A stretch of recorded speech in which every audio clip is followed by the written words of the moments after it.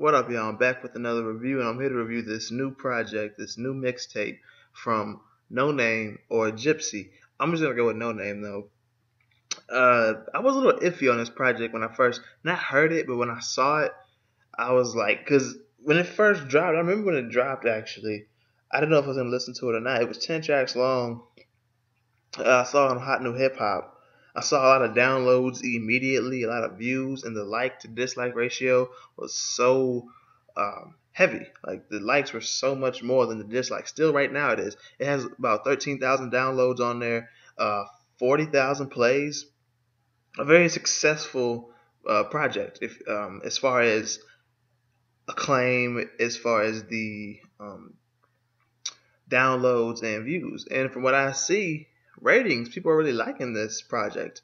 I've seen eights, strong sevens. I haven't seen any nines, but still, when you get the eight, it's like, okay, this project is there. It's good. And this project is there. It is good. 10 tracks long, very jazzy type, but it's not like jazzy with the horns jazzy. It's that To Pimp a Butterfly jazzy type of feel, but I'll go ahead and get into it. Telefone. Track number one, Yesterday.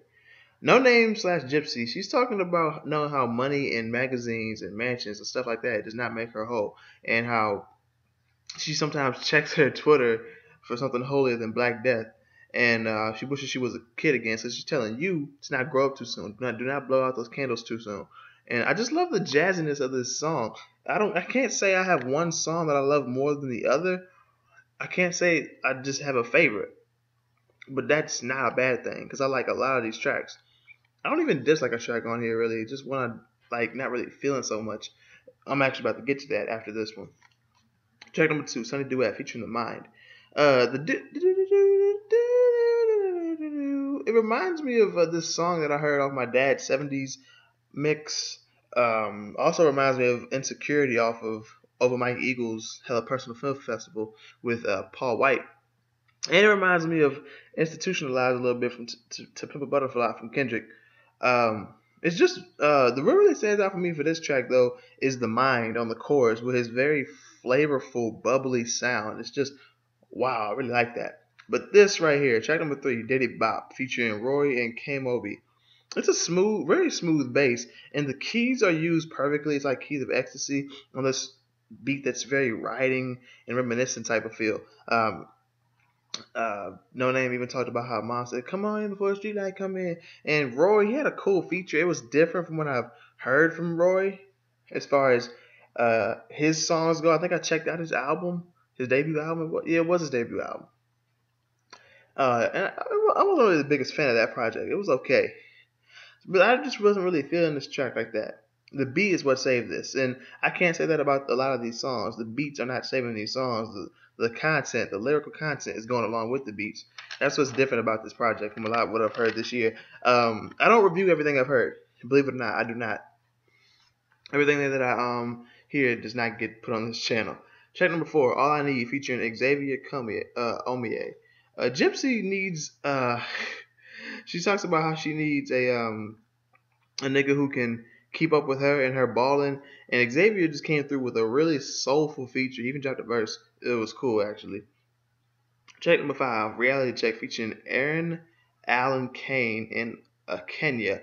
This is a song about, not really a song about this, but Noname was talking about how, damn, the way she and people are living right now, where our grandmothers, where our ancestors really slaves for this shit, and how blacks are being whipped back in slavery. And she even mentioned not her slave ancestor that happens to be her aunt, but her aunt now. She was fighting slavery, and how blacks are more powerful than they imagine. That was more Ellen and a Kenya on that though. Track number six, Freedom Interlude, a very long interlude to say the least. Gypsy is confused about what this song is even about, if it's about redemption, but she does know for one thing it's about overcoming, and she's not too sure about her past songs even like, and no one seems to understand her. Track number seven though, Casket Pretty, that's more of the interlude. It's a song about hopefully her and her family and friends making it home, but also the people that have died that make it home as well, because everyone's getting shot and killed, in this city that's just crazy, and she does not want to get the call that one of her people have passed away too, or been shot in the city. That just seems to be happy, doesn't seem to mind that people are getting shot, black people in particular. Track number 8, Forever, featuring Raven Lene and Joseph Chilliams. Gypsy cites her influences on this track in the beginning, like Missy Elliott and Andre. It mentions Andre being a Gemini, and how everything is everything, which she says a lot throughout this project, actually. And how she knew that no one wanted to see her make it, but she'll live forever and she'll shine forever. And no one seems to understand her music, what she's saying, but I do. I get what she's trying to say. And Joseph said that she's sorry